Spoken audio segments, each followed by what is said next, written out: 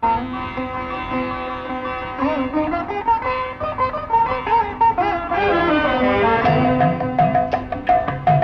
புகழும் புண்ணிய கதை ராமனின் கதையே, உங்கள் செவி குளிர பாடிடுவோம் கேளுங்கள் இதையே.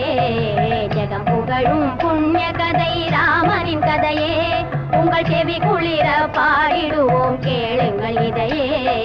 ஜெகம் புகழும் புண்ணிய கதை ராமனின் கதையே.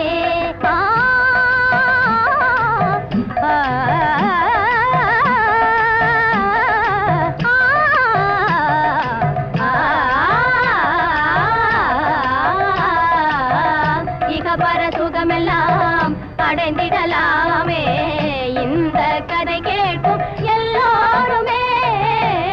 இகபர சுகமெல்லாம் அடைந்திடலாமே இந்த கதை கேட்கும் எல்லோருமே.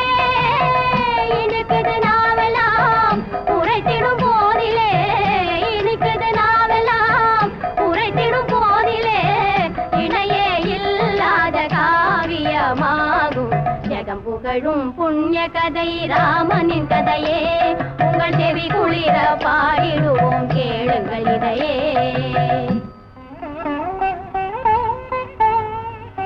அயோத்தி மன்னன் தசரதனின் அருந்தவத்தார், அவன் மனைவி கௌசல்யா கைகேயி சுமித்திரை, கருவினிலே உருவானார் ராமலட்சுமணர், கனிவுள்ள பரதன் சத்ருக்னர் நால்வர்.